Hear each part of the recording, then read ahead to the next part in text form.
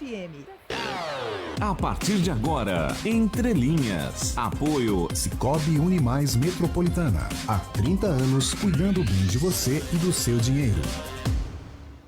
Agora 9 da manhã, 9 minutos. Bom dia para você que está sintonizado em 92,5 da Santos FM. Está entrando no ar mais uma edição do programa Entre Linhas.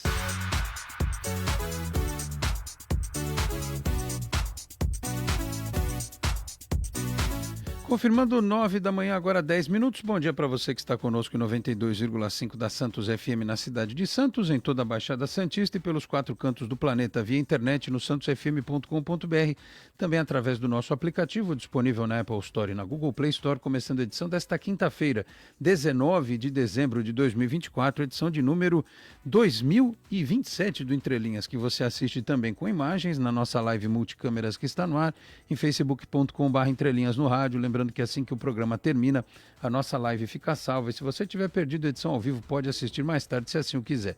Da mesma forma, com o compartilhamento do link do vídeo, ainda hoje pelo Boc News, que é parceiro do Entre Linhas. O programa desta quinta-feira recebe o jornalista Eduardo Silva, conhecidíssimo aqui na nossa região, jornalista respeitado pelo trabalho que desenvolveu ao longo de tantos anos aí na TV Tribuna, enfim. E agora virou escritor, né? Está lançando um livro aí, que está chegando para o público em geral. E vamos falar um pouquinho do Santos Futebol Clube, por que não? Edu, obrigado pela presença, bom dia. Bom dia, Alex, obrigado pelo convite, é um prazer estar com você mais uma vez, né? E um grande abraço a todo mundo que acompanha o seu programa, que já está consolidado aqui na Baixada Santista. E é um prazer falar do Santos, falar do livro, falar da comunicação que a gente ama tanto. O nosso prazer em falar do Santos precisa melhorar um pouquinho ano que vem, né? Porque esse ano foi um sofrimento... Da instituição. Sim, e esta fase agora de definição, de novo treinador, enfim, mas daqui a pouco se arruma, se ajeita, né? Daqui a pouco a gente bate esse papo com o Edu. Deixa eu só rapidamente prestar serviço para você que está saindo de casa. Eu estou até ficando arrependido de não ter trazido o meu guarda-chuva, porque tem as nuvens carregadas aqui no na nossa janela panorâmica, estamos vendo aqui no Praia Mar Corporate, mas não sei não, a previsão diz que não vai chover. Daqui a pouco eu atualizo esta informação. A primeira é a situação das travessias litorâneas, informação oficial do Departamento Hidroviário. Travessia Santos-Guarujá tem problemas na manhã desta quinta-feira, com 6 embarcações operando. O tempo de espera é de 40 minutos do lado de Santos, 40 minutos do lado de Guarujá. Na Santos Vicente de Carvalho são 2 embarcações operando, por lá o tempo de espera é de 20 minutos. Bertioga, Guarujá, outra travessia importante aqui da nossa região, com uma balsa fazendo a travessia e por lá a espera também é de 40 minutos. Mas a informação do Sistema Anchieta Imigrantes. Temos aqui o boletim das 9 da Ecovias. A Via Anchieta segue com tráfego lento no sentido capital, do quilômetro 14 ao 10 e do 19 ao 17, lento pelo alto fluxo de veículos. Rodovia dos Imigrantes tem tráfego lento no sentido capital do 16 ao 14, também em razão do movimento, e no sentido litoral do quilômetro 66 ao 67 devido a um acidente. A gente torce para que nada de mais grave tenha acontecido com as pessoas envolvidas aí neste acidente. Caminhões e carretas com destino a São Paulo devem utilizar o trecho de Serra da Via Anchieta, por lá o tempo é bom. A visibilidade também é boa, operação em vigor é a 5x5, operação normal, descida pela pista sul da Anchieta e sul da Imigrantes, e a subida pelas pistas norte das 2 rodovias. 9h13, vou colocar aqui novamente a imagem panorâmica do 31º andar do Praia Mar Corporate no bairro da Aparecida em Santos, com a previsão do tempo, né? Ontem eu disse que ia chover à tarde. Não choveu, né? A não ser que tenha chovido e eu não tenha visto, mas não choveu da forma como se imaginava, né? Saímos todos preparados, mas à tarde o tempo se manteve firme. Temos agora aqui no bairro da Aparecida, se o aplicativo não me derrubar, porque ele não está carregando, temos 24 graus por aqui. Agora sim ele está abrindo. Não, 24 não, 26 graus. 24 é a mínima prevista para hoje. 5% de chance de chuva. E aqui a informação é possibilidade de chuva no período da tarde de sexta-feira. Então deve chover nesta sexta, no sábado, no domingo e vamos até pelo menos terça-feira com dias mais chuvosos. O sol talvez aparecendo na quarta-feira com 56% de possibilidade. Então, nós vamos atualizando aqui, né? Pelo menos até amanhã, porque nesta sexta-feira temos o último programa de 2024, depois entramos no nosso recesso, né? Porque tem o Natal, véspera do Natal, o Ano Novo também, e voltaremos no comecinho de janeiro com a temporada 2025 do Entre Linhas aqui na Santos FM, tá bom? 9h14, vamos começar o nosso bate-papo aqui com o Edu. Prometi para ele que eu ia liberá-lo às 10 da manhã, até porque o Edu tem os compromissos dele aqui também. Deixa eu dividir a tela para a gente começar esse nosso bate-papo. Livro 130 anos, fatos. Deixa eu colocar aqui na imagem para mostrar. Aqui assim, ó. Tem uma lente, é uma lente de câmera, isso, né, Edu? Sim. É uma lente de câmera. E tem aqui... A Rua de Fogo. Tá aqui da torcida, bem recente. E cheirinho de livro é bom, né? Novinho, né? Saiu agora do... Saiu sexta-feira. Como é que surgiu essa ideia aqui, Edu?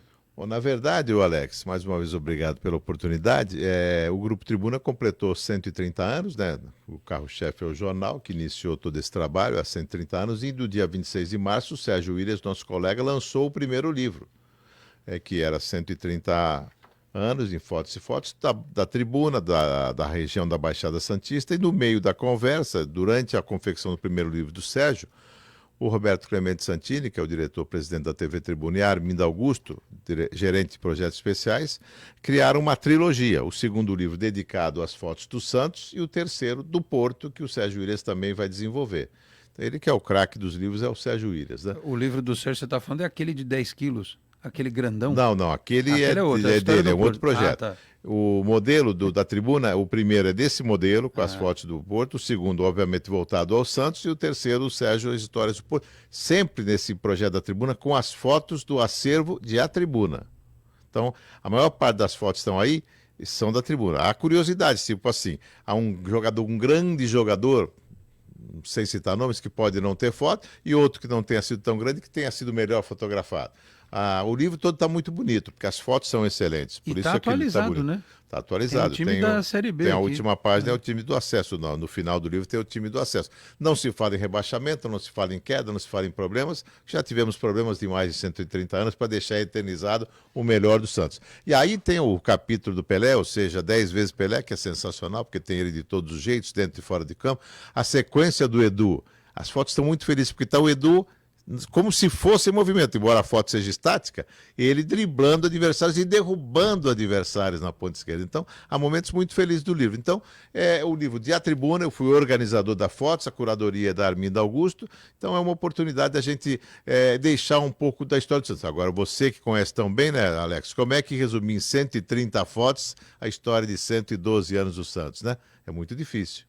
Então, é uma missão, deve ter ficado de fora muita coisa boa. Né? Não tem como, você tem que escolher. O período da era de ouro do Pelé, inclusive, era um período em que os repórteres fotográficos, por um comum acordo, levavam os negativos para casa.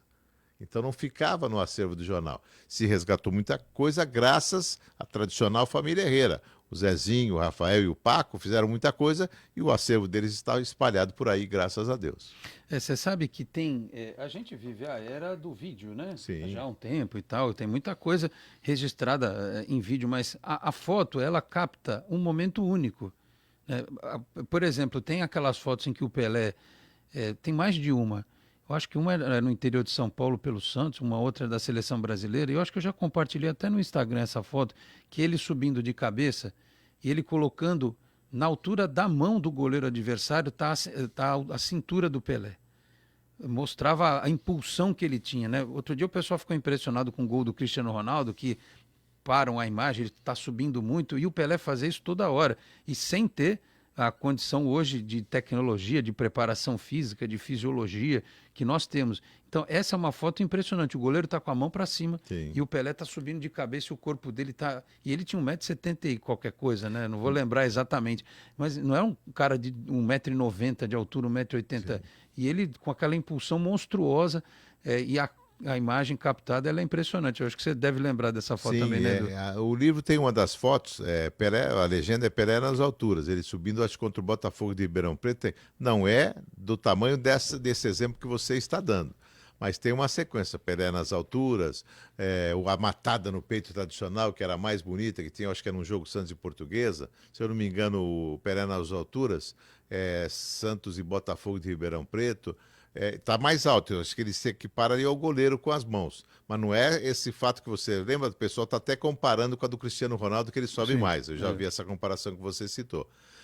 Mas é um reflexo daquilo que você disse, porque um outro momento bacana que você folheou aí, o Rafael Herrera fotografou o jogo da Rua Javari, do golaço contra o Mão de Onça. E naquela época era tradicional que os fotógrafos saíssem mais cedo, ficassem o primeiro tempo e voltassem para a redação, no caso da Rua Javari, voltassem para Santos para trabalhar já na revelação, tal, tal. O Rafael fica nesse jogo até o final. Ele fotografa aí a comemoração do Pelé. Muitos dizem que o primeiro soco no ar foi na Rua Javari, contra o Juventus, naquela goleada que ele fez o gol dando 4 chapéus nos zagueiros e encobrindo o goleiro Mão de Onça. E aí eu resgatei uma foto do acervo que o Pelé reencontra o Rafa em 91 e dá um abraço. Está lá o rei e o craque da fotografia. Então são momentos muito bacanas. Pô, imagina, você fazer um trabalho que você vai pesquisar. Eram tardes de alegria ficar olhando a história do Santos no computador. Olha, você ia adorar fazer um trabalho dele. Ganhar para isso, então, não tem coisa melhor. Esquecer um pouco da realidade, né, também. Sim, sim. E aí eu amplio até a sua frase. Esquecer um pouco da realidade do mundo geral, das coisas chatas. A vida era tão boa. Eu fui amigo da família do seu sogro, né, do Fernando, o Chico Chagas, tal, o seu Domingos, como eu falei há pouco, fora do ar, e era uma outra vida, cara. Eu sou bem mais velho que você, estou com 63, e aí o que acontece? Na infância, meus pais, os seus pais, o seu sogro, o que tinha? Você precisava de 2 coisas para viver bem: um emprego e uma casa.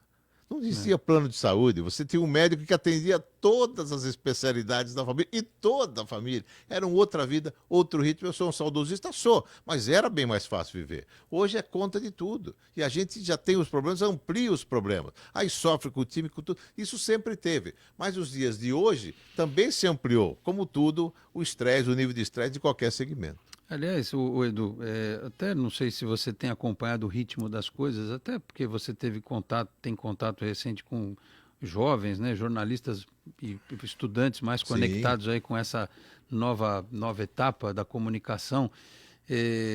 Mas eu acho assim, a gente tem que ser crítico, mas é uma linha muito tênue entre ser crítico e ser agressivo, né? Exatamente. Eu acho que tem alguns pontos que eu fico bravo de vez em quando no meu canal, quando o Santos perde e tal, mas, tipo, até me arrependo depois. No dia seguinte eu falo, pô, não era para ter ficado tão bravo assim, né?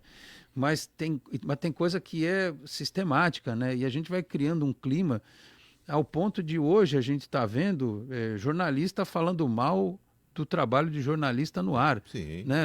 Era uma coisa que até pelo nosso código de ética da profissão, você pode não concordar, você falar, dava a tua opinião, não concordo com aquilo, a gente elogia no ar, né? Quando gosta do trabalho de um colega, mas no ar você não vai falar, pô, fulano falou um negócio errado lá no outro programa e tal. E a gente perdeu o limite disso, até porque tem jornalistas e não jornalistas que se misturam nessa história toda. Como é que você vê hoje essa cobertura do jornalismo esportivo nesse cenário um pouco mais agressivo? Porque tem a história da audiência, do clique, que é diferente do que era antigamente, e dessa ansiedade das pessoas, né, por consumir rapidamente uma informação e daqui a pouco tem que ter outra. Eu não sei se a gente tem como, em algum momento, frear esse tipo de movimento, pregar no deserto quase, né? Outro dia eu falei assim, hoje eu não vou gravar vídeo, porque não tem assunto. Eu avisei no Twitter, falei, pessoal, não tenho o que falar hoje, eu não vou gravar nada, amanhã eu vejo o que eu vou fazer. Mas você falou da sua idade, eu vou fazer 50 em janeiro. Nós somos de uma outra época, né? E o povo hoje tem uma outra visão. Como é que você vê esse novo momento do jornalismo esportivo? Eu te agradeço por essa pergunta. Uma das coisas que eu mais gostava de trabalhar assim na época de gestão, era dar oportunidade para os estagiários durante muito tempo. Eu que fiz a seleção dos estagiários e conviver com os mais jovens. É muito bom, você se renova, você aprende, mas eu sempre falei para eles, há um limite, como você disse, da opinião para você ser respeitoso. Eu sempre segui a linha, sempre é um exagero. Mais novo eu já fui também, tive meus momentos de exagerado, de crítica. Full pistola. Mesmo sem ter cliques, sem ter likes, etc., não ter internet. Lá atrás eu fui muito crítico do Santos, de alguns jogadores que eram bons de bola, mas eram pipoqueiros, eram mascarados, mas não veio mais ao caso.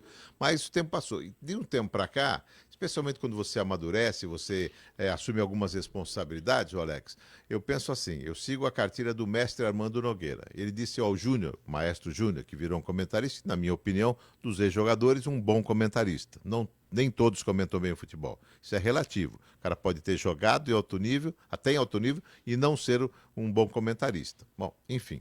E também temos jornalistas que também conhecem pouco. E há uma outra característica, para fechar esse parênteses. Há comentaristas bons de estúdio e bons de jogo.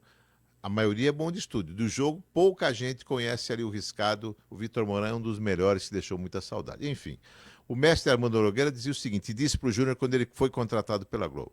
Você pode elogiar sem bajular, ou seja, sem puxar o saco, e criticar sem ofender. E isso se perdeu com o tempo. Pena que o Armando Nogueira não deu aula para muitos garotos, para muitos jovens, e até outras pessoas, até da minha geração, que viram que o que vale é o clique e o like, então estão sentando a paulada, para não falar outra coisa, em todo mundo. Eu não gosto desse modelo. Acho que os clubes têm muita culpa do que está acontecendo hoje. É incrível que a gente tem que copiar tudo. As coletivas vieram importadas do exterior, são modelos que são mundiais e que são péssimas para o futebol, para o jornalismo e principalmente para o futebol. O treinador acha que está sendo poupado. Eu não tenho dúvida que no Santos, que é o nosso clube aqui da região, e nos outros, o gerente de comunicação, o assessor já tentou convencer o técnico, os jogadores a fazer a coletiva, a zona mista, e eles não querem. Eles acham que estão sendo inteligentes. Eles estão sendo muito infelizes na decisão. Você perde o contato que era tão bacana anterior e respeitoso, mais respeitoso porque você via a pessoa. Uma coisa é você se esconder atrás do computador, do internet central, para outra coisa é você entrevistar, falar na frente e fazer a pergunta coerente. Se os clubes fizessem pelo menos, na minha opinião, o Santos poderia ser pioneiro nisso, e nenhuma crítica aos meus colegas que trabalham lá, uma vez por semana uma zona mista, uma coisa diferente, sairia na frente e os outros iriam copiar. Porque aqui é o país da cópia, tudo se copia. Já dizia o Chacrinha nos anos 70 que na TV nada se cria, tudo se copia. Então, os clubes têm culpa porque eles se isolaram, se fecharam, aproveitaram a pandemia e não abriram mais. É um grande erro de comunicação. Então, o jornalismo não vive um bom momento por causa disso, no jornalismo esportivo, por causa dos clubes, por causa dos excessos, e eu respeito todo mundo, eu vejo todo mundo. O comentarista light, o comentarista crítico, o que grita, o que ofende, eu vejo, mas eu tenho os meus preferidos e nenhum deles está entre os mais agressivos, porque eu acho que o respeito cabe em qualquer lugar. Uma coisa é você falar, o fulano de tal não está jogando nada hoje. Outra coisa, como eu vi numa rádio famosa, esse cara, o Yuri Alberto, esse cara é o pior jogador do mundo, não sei. No futebol, você já está pouco menos tempo que eu, mas já aprendeu. Não adianta você falar nisso. O centroavante está ali, uma bola vai sobrar, ele vai... Só que o Yuri Alberto, além de, depois de tropeçar, de numa péssima fase, tropeçar na bola, foi verdade, ele andou fazendo gols de craque. Ele é craque? Ele não é craque, mas os gols foram lindíssimos, muitos deles. E aí o que você vai falar? E aquele cara que xingou, que ofendeu? Ele tem mulher, tem pai. A entrevista dele ao Benja foi sensacional, recente, emocionante. E que o Santos, mais um que o Santos perdeu. Ele é o Gabigol, ele é o Neymar, é o Robinho. Não é, mas o Santos perdeu dinheiro, perdeu um jogador e que seria no mínimo útil. Você quer ver um exemplo recente? Você falou do Yuri Alberto. Eu vou lembrar o que aconteceu, até porque... Eu sou meio turrão, eu discuto com os caras assim, até tem gente que para de me acompanhar por causa disso. Eu falo, pelo amor de Deus, vocês não podem pegar um menino de 17, 18 anos e achar que, primeiro, que ele é já citado pelo Edu, o Robinho ou o Neymar. Sim. Cada um é cada um tem um tempo de maturação diferente. Quando o Alberto chegou no Santos em 2002, pô, lá vem esse cigano da bola que não jogou bem em lugar nenhum, deu liga com os meninos. Tanto é que o Santos sentiu falta dele quando ele foi embora. Até trouxe o Ricardo Oliveira e tal, mas o estilo de jogo do Alberto casou. Então acontece muito isso. E a torcida do Santos, e até por uma questão de gestão, né, lançaram o Ângelo muito cedo. Colocaram nas costas do Marcos Leonardo a responsabilidade de ser o craque do time. E olha que ele fazia muito gol brigando sozinho num time que às vezes não atacava, né? E aí eu via pessoas, no geral, que assim... detestavam os meninos, mas falavam o que podiam e o que não podiam. Ah, mas ó, só agora estão na Arábia. Tudo bem, me parece uma tendência. O jogador parece que não quer mais deixar um legado, não quer, pô, vou para a Europa para ganhar a Liga dos Campeões. A seleção perdeu o encanto. O cara quer ganhar dinheiro. Então, não são só eles, nem o Ângelo e o Marcos Leonardo. Tem, inclusive, europeus que foram para a Arábia Saudita agora. Então, assim, eu via nesses dois exemplos recentes do Santos muito mal, dentro do campo e fora também, acaba estourando no jogador E no menino que está em fase de desenvolvimento, que ele talvez vá ter o ápice da carreira dele com 23, 24, 25 anos, essa coisa. E insuflado por muita gente. Esse moleque é ruim mesmo, não sei o quê. E tem gente que compra essa ideia. Tem gente que fomenta e tem gente que compra. E aí você perde, talvez, um jogador talentoso que lá na frente fosse te render mais dinheiro. Então, assim, esse poder da comunicação, a forma como as massas são insufladas, isso pode gerar um prejuízo institucional. Eu comentei também agora, recentemente, quando teve aquela entrevista do Juliano, em que ele falou do Miguelito, eu acho que faltou antecipar, ali faltou antecipar um cenário. Tipo, olha, Carille, se alguém perguntar do Miguelito, você fala assim, olha, eu vou tratar do Miguelito em janeiro na pré-temporada, porque eu não vou utilizar mais esse ano. Teria encerrado. O Juliano não ia nem ter falado aquilo que ele falou.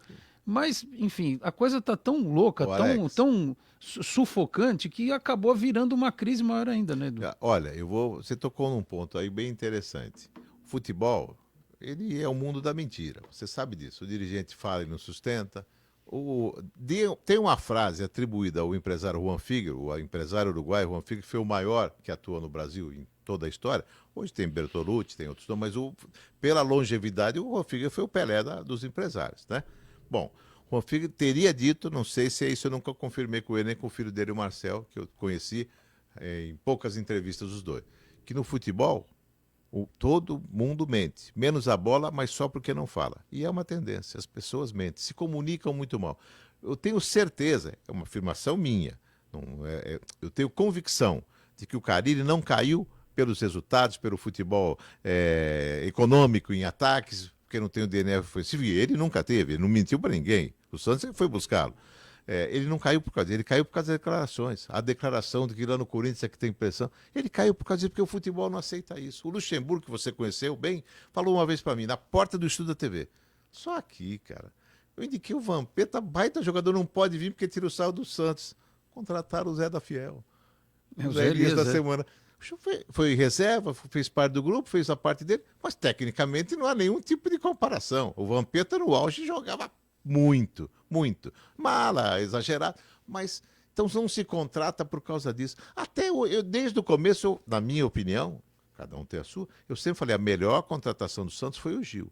Desde o início eu falo isso. Bom, porque é um cara sério, agregou, ajudou a garotada, deu conselho, ponto, beleza, tal. Mas veio do Corinthians. Meu, gente, o mundo mudou, cara. Sabe? É muito lindo falar até hoje, as pessoas insistem, e eu discordo totalmente, porque o mundo mudou. Não, se troca até de tudo menos de time. Não, se troca de tudo literalmente, de casa, de mulher, de sexo. O mundo mudou, você se adapta. E quem quer trocar, troca. Quem não quer trocar, não troca. O mundo é livre hoje, é outro mundo. Depois do Viola ter imitado o porco e jogado no Palmeiras, né? E depois de tirar sarro do Santos e jogou no Santos, não tem nada a ver. É um exagero. O Carille pode ter o pior futebol do mundo. Ele veio para cá com 2 objetivos. Colocar o Santos na Copa do Brasil, colocou, e foi não precisa nem ser campeão, era para subir, foi campeão. E com um detalhe, chegou à final do Campeonato Paulista, quando todo mundo achou que ia ser goleado no primeiro jogo, fez um belo jogo no primeiro e equilibrou uma final. Eu não sou um defensor do futebol dele. Só que no futebol se mente. Ele nunca falou que era o técnico atacante, ele nunca falou que era o Guardiola. Agora o Santos, como no futebol, todo mundo O que você que acompanha o futebol e tem um conhecimento grande do Santos? Trouxeram o Jair Ventura uma vez. Porque o Jair Ventura ataca. O Jair Ventura nunca foi ofensivo. Lança jogadores novos. Não. O que era o Jair Ventura, que fez um belo sucesso no Botafogo? O Jair Ventura trabalhava com garotada que o Botafogo estava falido, não tinha uma moeda para contratar ninguém. E jogava por uma bola. Fez um jogo diferente contra o Grêmio na Libertadores, que quase elimina o Grêmio, do Renato Gaúcho. Sempre jogou por uma bola, mas alguém falou que ele era ofensivo, acreditaram. Ele não é. Mas ninguém se informa. Ninguém lê nada, ninguém ouve rádio, ninguém pesquisa. É um paradoxo, porque hoje tem informação de tudo, né? Exatamente. Quando alguém cita um nome de jogador, o cara vai lá no YouTube para ver os skills do jogador. No livro, graças a Deus, eu achei uma foto do Ernesto Marques, o grande olheiro do Santos. Em Santos teve o seu Papa, que foi brilhante, mas o Ernesto no Santos foi marcante. Negreiros, Clodoaldo, Douglas Franklin, Caneco, Nenê Bellarmino, todo mundo passou Você fala do Douglas Franklin, o Zé Virgílio Duarte no Dick, fica até emocionado. Se está ouvindo, já deu uma volta olímpica lá na quadra que leva o nome do Douglas. Sim. Então, ou seja, o seu Ernesto ia lá, tem um jogador em Barretos, ele ia lá uma semana, via o jogo, via o treino, se informava, esse rapaz bebe, esse rapaz estuda. Não dá mais tempo para isso, concordo, mas a informação chega mais rápido e ninguém se informa. É um DVD que ninguém vai pôr um frango, nem uma furada e pronto. Só para encerrar esse parênteses, você falou do Alberto. Eu tenho uma história ótima do Alberto. É a história dele, não é minha. Mas eu sou muito observador. O Alberto chegou, ficou 7 jogos sem marcar um gol. Acho que foi isso. E aí, numa saída de campo, alguém perguntou, não sei, eu editei essa matéria, mas era uma coletiva, aquela mini coletiva na beira do campo. Alberto, você não... Calma, gente. A hora que o Robinho e o Diego, que são os nossos craques, entenderem que eu posso ajudar, todo mundo vai ganhar. No jogo seguinte ele começou a fazer gol. Uma frase brilhante muda tudo. Distribuir assistências e fazer gols também. Deixa eu colocar aqui na tela algumas mensagens que eu recebi aqui pela participação do Edu. Primeiro, o Flávio Viegas Amoreiro. Grande Flávio. Esse é escritor. Flávio... Eu fui apenas um organizador de textos do livro da Tribuna. Está aqui ele. Que ótima ideia trazer convidado especial de fim de ano. Que sorte seria termos um jornalista como Eduardo Silva para fazer pela literatura santista o que faz pelo esporte da região e pelo Brasil. Um mestre. Ótimas festas a todos. Flávio, perdão, é que eu não estou enxergando direito, viu? Meu óculos já está de um jeito meio complicado faz tempo. Ô Flávio, eu quero agradecer suas palavras e não seria esse jornalista porque eu não tenho competência nem a sua categoria para escrever também, para falar de literatura. Mas eu gostava, quando trabalhava na Tribuna, de incentivar as pessoas e as pessoas que atuavam na área de cultura que divulgassem sempre. A gente tem um papel no jornalismo regional, que o Alex cumpre muito bem, de divulgar todas as atividades culturais. Como eu disse agora, o escritor é você, que é um cara que é um mestre das palavras, das letras. Eu apenas organizei as fotos e pequenas legendas de um texto da Tribuna do Santos Futebol Clube. Quem está com a gente também aqui é a Irene Ventura. Bom dia, grande Eduardo Silva, jornalista competente e ser humano maravilhoso. Boas festas, querido Edu e Alex Frutuoso. Obrigado. Minha amiga, Irene. A Irene é uma das grandes jornalistas de Santos. Tudo que ela fez bem, assessoria, fez rádio também, que muita gente não lembra. O que ela pôs a mão no jornalismo, ela fez muito bem. E o melhor da Irene, com certeza, é o seu caráter, a pessoa, esse ser humano iluminado e maravilhoso que ela é. Obrigado, Irene, pela mensagem. 9h37, eu vou hoje dar uma atropelada no break, porque o Edu tem as atividades dele. Eu prometi que eu ia liberá-lo às 10 da manhã, quando entrar aqui o nosso Santos News. Então vamos direto sem o nosso intervalo e encerramos até 10 em ponto hoje o Entre Linhas. Eu queria só voltar para... A gente está falando do campo e bola, muito do Santos, e o Edu tem razão quando ele fala essa coisa de que o cara ele se perdeu pelas palavras. Eu não sei se ele se perdeu motivado por alguma coisa que fizeram com ele no clube. Eu acho que foi aquela história de ele ter sido chamado para explicar um período de treino por dia, aquilo ter vazado e tal. Aliás, hoje eu até cunhei esse termo, né, que é o vazamento seletivo. Hoje a gente tem vazamentos seletivos. Para prejudicar alguém. Interessa alguém que determinado assunto venha a público, né? Ou alguma pequena especulação, porque ontem, por exemplo, depois que anunciaram que o Quinteiros não vem mais para o Santos, mas choveu no Twitter nome de jogador do Racing, não sei onde, eu falei, eu não vou nem comentar isso, porque está tão cansativo que eu quero esperar acontecer alguma coisa mais concreta. Mas as declarações do cara em coletiva, elas eram provocativas, né? Depois eu soube dentro do Santos que tinha gente que falou, ele não é possível que ele tenha falado isso. Num dia ele fala, o Miguelito é bom na direita. Descobri agora. E a gente vendo o jogo da base sabia que ele jogava no meio e na direita. Aí no primeiro dia ele bota o moleque 40 do segundo tempo do lado esquerdo. Isso parece provocação, né? Não, isso é costumeiro dos técnicos, né? Primeiro que ele foi muito infeliz com a declaração da pressão, coisa que o Fábio Costa fez quando esteve no Corinthians. Placar. Eu lembro da revista Placar. E ele fez, aqui que tem cobertura, aqui tem 15, lá tem meia dúzia de gato. Aliás, o Fábio fez isso e eu fiz uma coluna respeitosa a ele, falando, Fábio, você deve muito ao Santos. Gosto muito do Fábio, mas ele foi infeliz lá atrás no Corinthians quando diminuiu o Santos. Aliás, é bom que alguém mais tenha lembrado dessa história, porque eu pensei que só eu que lembrava disso, porque eu fiz em 2006, no que ano que ele foi para lá? 2005 teve o jogo do Márcio Rezende também, Sim. né? Eu acho que foi 2005, né? Eu acho que era. E eu citei agora recentemente no meu canal no YouTube justamente essa história. Eu tinha a placar, era uma capa, acho que o Ronaldinho Gaúcho na capa, pelo Barcelona. Isso eu não me lembrava. E tem lá essa entrevista em que ele falava que ele, no Corinthians era diferente porque a cobertura era maior. Ele realmente falou isso. Agora, Alex, desculpa te cortar, porque o Carille foi infeliz na história do Corinthians. O meu empresário que sabe, como assim? Você não tem personalidade? Todo mundo que lida com o Carille, Marcelo Fernandes, Arzul, jogadores, amigos da imprensa de São Paulo que me contaram, ou até o Flávio Passo, que foi nosso repórter da TV Tribuna, setorista, tinha amizade com ele, me convidou uma vez à noite para conhecer o Carille. Eu tenho muito pouco contato com os jogadores dessas últimas gerações. Meus amigos são poucos do futebol, Serginho Chulapa, Robert, Márcio Rossini, Toninho Carlos, Paulinho Maquilari, o Guga, são poucos. Esses que eu mais convivi quando eu era repórter, né? No rádio ou na TV. Depois que eu fui para a redação, fiquei muito distante desse meio, dessa proximidade.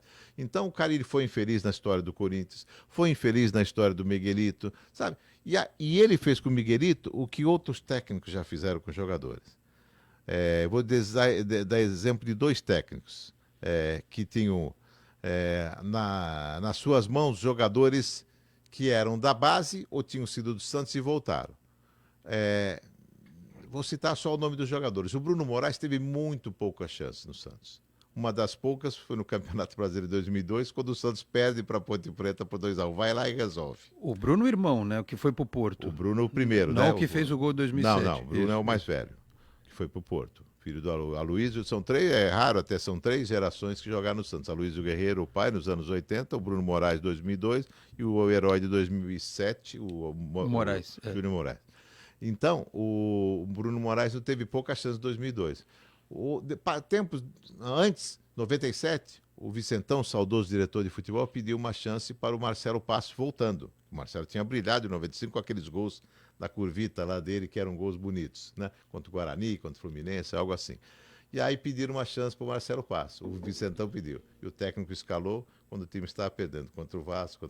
Então, o treinador sabe o que faz. Agora, ninguém é bobo. A gente está vendo, como você viu do Miguelito, eu vi no passado do Marcelo Passo, vi do Bruno Moraes. Os treinadores, eles se acham, às vezes, muito inteligentes. Eles são inteligentes, têm méritos, mas não precisam mentir nem usar esse tipo de estratégia para quando não quer um jogador. Fala que não quer e pronto. O Edu, sobre a situação do Santos como instituição aí nos últimos anos, o rebaixamento, obviamente, ele não foi... o rebaixamento foi a cereja do bolo de uma sequência de más administrações. O Rueda teve a culpa principal, mas o Santos já vinha acumulando a questão das dívidas, a questão da pouca capacidade de investimento e da troca, né, de você vender um jogador como o Rodrigo, que brilhou ontem, mais uma vez, pelo Real Madrid numa disputa de Mundial de Clubes, o dinheiro que foi arrecadado com ele para entrar no fluxo de caixa, para você pagar salários, despesas correntes e tal, e não fazer como o Mirassol, por exemplo, que vendeu um jogador, construiu um CT. Né? E o Santos hoje discute centro de treinamento principal para a base, a Vila Belmiro, o estádio, todo mundo com grandes arenas, grandes estádios, e o Santos brigando, né? Não sabe para onde vai nesse caminho. Reforma a Vila, constrói em outro lugar, vai para São Paulo, fica aqui. E agora nós estamos vivendo uma situação diferente. Foi um ano em que a nova gestão, Marcelo Teixeira, que é um cara experiente dentro do Santos, pegou o clube numa Série B e agora vai encarar uma Série A que tem um patamar completamente diferente, com clubes que têm salários mais baixos de jogadores ganhando R$1 milhão, e com SAFs e com verbas enormes de patrocínio, de publicidade, de televisão, maiores que o Santos. Eu acho que vai ser um ano muito difícil. A gente não pode vender uma ideia para o torcedor de vamos ser campeões e tal. Pode até acontecer, pode, mas é mais difícil. Aquela coisa de 2002, aquela conjunção astral, talvez nunca mais aconteça. Assim, acompanhando a história do Santos ao longo desse ano, nós tivemos várias administrações problemáticas. Mas, assim, você imaginava que o Santos ia chegar nesse ponto, depois de 2002 e 2010 principalmente? O Santos perdeu de novo um bonde da história, como talvez tenha perdido lá no final dos anos 70, quando o Pelé parou de jogar, no meio para o fim dos anos 70? Sim, o Santos se atrapalhou muito. Teve péssimas administrações. Eu acho que os erros começam, e o Marcelo tem uma parte de culpa. Eu acho que no futebol, como a política, tem que ser um modelo. Confederações, ligas, federações, uma eleição e uma reeleição. O poder acomoda. Você ficar muito tempo vai te acomodando. Você se acostuma, em determinado momento você mistura. Não falando de honestidade, estou falando de prática. Você mistura a sua vida pessoal com a profissional, com a do clube que você dirige. Então, é ruim para qualquer instituição, alguém que fica muito tempo. A qualidade do dirigente você vê na administração dele e na formação do futuro do cara que se encaminhe para ser o novo gestor. Esse é o modelo que o cara devia perseguir, fazer o melhor possível e preparar no seu time alguém. O Santos não preparou ninguém. Foram administrações ruins, em sequência. O Marcelo volta das opções práticas, era a melhor que tinha, porque a única que você sabia que ele poderia fazer. Os outros seriam experiências, que provavelmente não conseguiria subir no primeiro ano.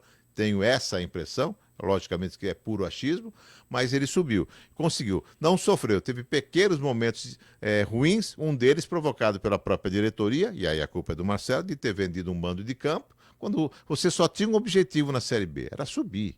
Não é ganhar dinheiro, você tem que subir e pronto, não é, Alex? O Santos chegou a cogitar um amistoso com o Boca Juniors. Não. Você lembra disso? Exatamente. Né? Então, aquele erro do Botafogo custou caro, o time ficou fora, aí tem aquelas coisas de viagem de ônibus, enfim, um pequeno erro que atrapalhou o caminho. Mas não houve nenhuma crise, que não vai subir, que vai ficar fora. Não. Teve pequenas ameaças. Esse modelo de jornalismo que se pratica hoje aumentou a pressão, a tensão, mas não vi esse sofrimento. Então, o Marcelo tem a sua culpa lá de ter ficado tanto tempo lá atrás. Depois vem uma série de dirigentes, na minha opinião, descompromissados com a história do Santos Futebol Clube. Eu diria, o caso do Rueda. Gente, é uma frase simples. Quem não sabe cozinhar não se inscreve no MasterChef. Se você não gosta de futebol, você vai para o basquete, vai para o vôlei, vai para a gestão. Ele não tinha a menor condição de ser presidente sem gostar de futebol. Um gestor? Gente, não dá, não dá. E você tem que gostar. De preferência gostar e ser um bom gestor. O Rueda foi mal, mas o Pérez foi mal porque não cumpria compromissos, o Modesto teve momentos ruins também, discutíveis, enfim. Mas o Modesto... O Odílio antes também, né? O Odílio também. O próprio Laor, o Laor, se não tem a vaidade do cargo, vamos parar por aqui, se ele sai no primeiro, ele seria, custo-benefício, talvez o maior presidente da história. Né? E, na verdade, ele era um presidente de um parlamentarismo. Havia uma cúpula que o bancava de todas as formas para que ele pudesse se dedicar ao Santos, porque o mundo mudou. Eu sou do tempo do seu Milton Teixeira, em que chegava ao Santos, como ele tinha uma condição boa, às 4 da tarde, e resolvia tudo com competência na administração dele. Rubens Quintas Ovari, que teve momentos brilhantes, assim como o Milton, chegava às 6 da tarde depois de fechar a tradicional loja H Quintas. Hoje o futebol não permite mais isso. O cara tem que estar lá. E por isso é que o Lauro foi tipo de um sistema parlamentarista. O pessoal em torno o ajudava, e ele era um ótimo porta-voz, né? Até exagerou, tipo, não venderemos os artistas apenas o espetáculo, frase dele, e o nosso futebol feminino não vai parar, vai para o futebol norte-americano. Em um ano acabou tudo. Então as frases se perdem, mas quem gosta não esquece, né? Como você lembrou do Fábio também. Enfim, foi uma sequência de administrações desastrosas. O Pérez trouxe São Paulo. Sim, foi uma loucura.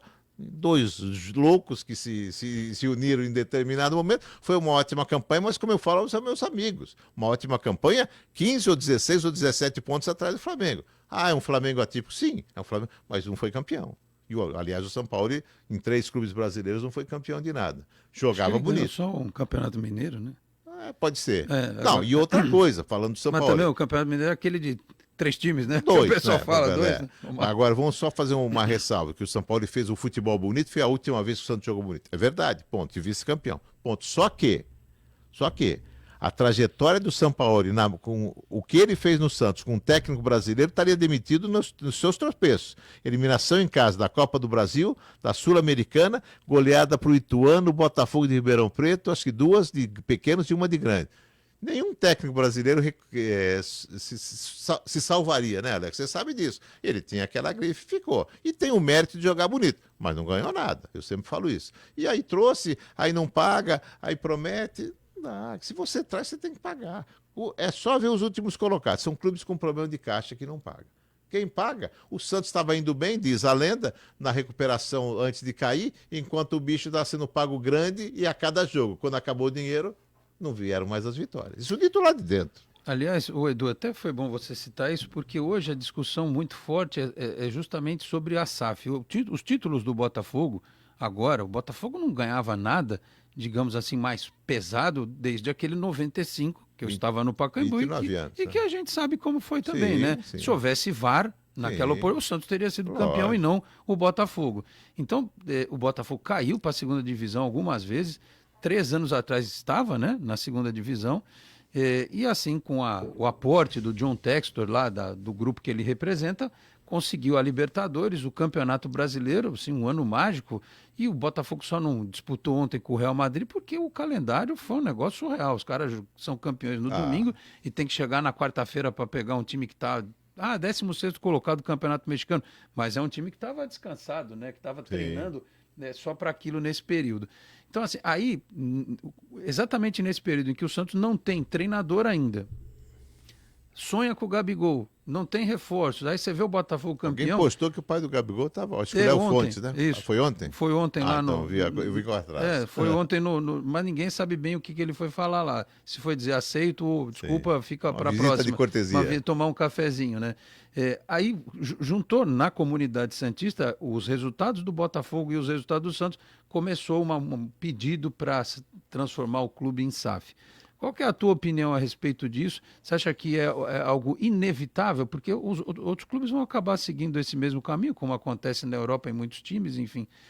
Você acha que o Santos consegue se recuperar à moda antiga ou vai ter que, talvez, flexibilizar e permitir a entrada desse capital de uma empresa? Bom, em primeiro lugar, como você disse, aí o Santos só vai ser campeão se acontecer um milagre como aconteceu em 2002. Se tudo der certo, que estava tudo para dar errado. Inclusive a última rodada que classificou o time entre os melhores, né? Enfim, hoje, Flamengo, Palmeiras, Botafogo, o Atlético Mineiro foi uma grande decepção, até podia ter caído, inclusive, na última rodada, mas os três estão muito à frente. O Santos entra aí no meio da tabela, o famoso G10, que brincava antigamente que o Santos ia ficar nos anos ruins no G10, né? G-Santos, que falavam, né? Enfim, eu acho que a SAF é inevitável. Você precisa ter um estudo muito grande. Qual a SAF que deu certo? A do Botafogo. Deu muito certo esse ano. Perfeito. O ano passado podia ter dado, mas morreu na praia, literalmente. Agora, a do Vasco deu em nada. Outras não apresentaram bons resultados. O Bahia está voltando a Libertadores depois de 30 Sim, anos, né? Mas sim. o Zé Virgílio, por exemplo, cornetou aqui. Prefiro que não suba com esse Rogério Ceni e tal. Exatamente. O Rogério carrega com ele uma antipatia, que vem talvez do tempo de goleiro.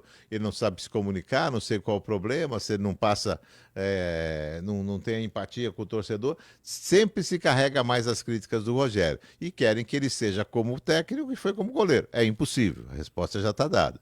Então, ele está evoluindo, mas conseguiu, ali na última rodada, classificar para a pré-Libertadores. Enfim, eu acho que a SAF é inevitável, mas quer e precisa de muito estudo para não entrar em qualquer barca furada, como entrou o Vasco. Faltou dinheiro e deixou na Inglaterra, né? Era o Everton, que é a SAF do Vasco. 777 Partners, né? Então, tinha outros o times. dinheiro que tinha faltado na Inglaterra, eles tiraram e deixaram de investir aqui. Não, o John Tex vai equilibrando bem, mas também não é perfeito. Diz que não pagaram o John. Então, não é. Como é que você pode? A Leila já tinha falado isso. Também em defesa do modelo de administração dela. Ela já tinha falado, não, mas tem que ter um fair play financeiro, porque está devendo e está contratando. Como é que pode isso? Então, eu acho que o clube que se comprovar no papel que está devendo, devia perder ponto. Tem que ter punição séria. É como a punição no futebol brasileiro, já que abriu parênteses, falei de punição. Se teve a punição do Santos, do Atlético Mineiro, ela tem que ser seguida até o final. Não, daqui a pouco troca por uma... não, põe só gente, só criança, só mulher. Não, tem que ser punido, senão nunca vai se aprender. A gente só usou cinto de segurança quando veio a multa. Até então, deixa pra lá. Capacete, vai sujar minha camisa, vai amarrotar meu terno. Não, mexeu no bolso, Alex, aí funciona. Então tem que ser... O país não tem seriedade para quase nada. Aliás, foi bom você falar de carro, de cinto de segurança, que eu vou dar uma notícia aqui que o Fernando Chagas já vai ficar oriçado. Esse que gosta é bom, hein? Da Fórmula 1, atenção, porque a gente no último programa aqui estava falando sobre a Mercedes e tal. Valtteri Bottas está de volta à Mercedes, vai trabalhar lá com o George Russell, vai ser o outro piloto da Mercedes na próxima temporada, já que o Lewis Hamilton vai para a Ferrari, né, nesta temporada de 2025. Com o Galvão Bueno narrando a última Na temporada da Band? Bandeirantes, Ou o Sérgio Maurício vai resistir? Não sei. Eu até estava brincando, eu costumo brincar com o Chagas, que ele não gosta muito de assistir série, essas coisas. Eu falo para ele, cara, como é impressionante, a gente falou de comunicação aqui no começo do programa, né? Eu sou daqueles que via a Fórmula 1 sempre aos domingos. Eu comecei vendo o Piquet, depois o Senna, assisti a minissérie da Netflix agora Muito e tal. boa, muito boa. E aí perdemos, né, um pouco esse encanto da Fórmula 1, mesmo com o Barrichello, com o Massa. E a Netflix, ao produzir essa série Drive to Survive, ela trouxe um público absolutamente novo, renovado. O público não está nem preocupado muito com a corrida. Eu, como editor, fico vendo as provas e falo, não, isso aqui vai entrar no corte da temporada que vem, isso aqui vai ser usado e tal, né? Então já estou pensando na próxima. E trouxe um público novo. Os chefes de equipe hoje são celebridades.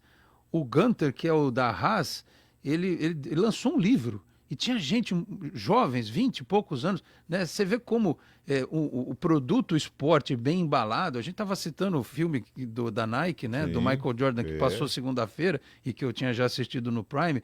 Né? Você embalar o esporte dessa forma, você traz público. E para o Santos é isso também, né? Você tem imagens icônicas ligadas ao clube. Você tem o Pelé mesmo não podendo usar oficialmente, porque a marca pertence a uma empresa. Você tem a relação com o Neymar, com outros grandes jogadores. O Santos tinha que ter seguidores nas suas redes sociais no mundo inteiro. E você faz algumas pesquisas assim, em porta de estádio na Europa, que time brasileiro você conhece? Disparado sempre dá o Santos. Ele é sempre citado. E a gente não consegue aproveitar isso, né? Não consegue potencializar isso. É algo que, lógico que o presidente Marcelo Teixeira e a gestão tinham que resolver o problema pontual, que era subir, mas a gente não pode deixar de lado isso. Talvez seja o grande legado do Santos e a única coisa que o diferencie dos outros, Sim. que tem muito potencial de arrecadação financeira. Se o Santos não souber trabalhar essa imagem histórica que ele tem, não vai conseguir talvez se recuperar financeiramente. Aliás, por falar em imagem histórica, a gente tem mais uns minutinhos aqui para fechar o Entre Linhas. Edu, o que você acha dessa ideia do Ronaldo Fenômeno ser presidente da CBF? Porque a gente sempre teve cartolas, né? Não me lembro de ex-jogador, ainda mais ex-jogador Do nível desse nível, No Brasil, virou cartola de clube, né? Sim. Lá no Cruzeiro, está uma presidente da Federação, da Confederação Brasileira. Você acha que é uma boa ideia? eu acho uma boa ideia, acho muito difícil, porque quem está no poder já banca as viagens faz tempo, já faz um agrado faz tempo, manda o presidente da Federação do Interior do Maranhão viajar como chefe de delegação, esses agradinhos funcionam no futebol. E ele tem apoio, eu acho que já de 27, quantas federações, não me lembro, existem hoje em dia, e várias federações, o Edinaldo, né? Porque está lá no poder. Acho difícil o Ronaldo conseguir. Gostaria. Ele também é um pouco discutido como dirigente, pelo Valladolid, pelo Cruzeiro. É bom falar a real, né? Literalmente acontece. Mas em termos de respeito, de nome mundial, pelo que fez de fato pelo futebol, seria um avanço diante dos cartolas que passaram pela CBF. Muitos saíram pela porta dos fundos e não foram direto para o Camburão.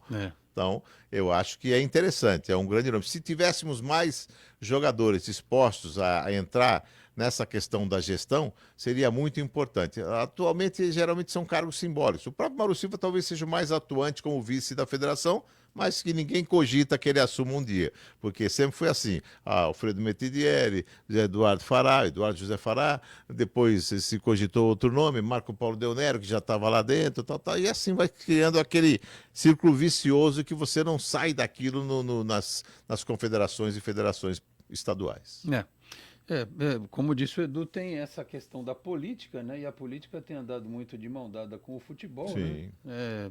Vide aí os casos desde o Atier, né? O deputado Sim. e tal, não é de agora, não é nenhuma novidade. São vários, Roberto né? Dinamite, Eduardo, Sim, Eurico Miranda e tantos outros, né? Em vários lugares. O futebol leva a isso. O principal narrador de Minas, o Mário Henrique Caixa, da Itatiaia, é deputado estadual há vários mandatos. Então, e não vai para o federal porque ele é narrador em Minas, não daria para morar em Brasília e narrar em Minas Gerais. Então, é um círculo também, como eu disse, vicioso. Você vai levando uma coisa. São muitos dirigentes que foram para a política, né? O Atier foi o caso mais famoso, que também foi o dirigente mais vencedor do futebol do Santos e do futebol mundial. É isso. 9h58. Edu, queria agradecer tua vinda aqui ao Entre Linhas Você tinha ido com a gente na Jovem Pan Sim, recentemente, né? Mas sim. aqui e Na Olimpíada, né? Na Olimpíada, na Santos FM, você já tinha participado algumas vezes, mas acho que aqui do Entrelinhas não. Primeira vez. Sempre tive preocupado, porque o Edu sempre foi um cara muito ocupado, e de manhã, quem tem jornal para fechar na hora do almoço, eu sei como é que é. Nessa E, transição ficou mais fácil. ficou mais tranquilo. E espero que a gente possa ter outros bate-papos desses para falar sobre o Santos, sobre o jornalismo. Enfim, parabéns pelo livro.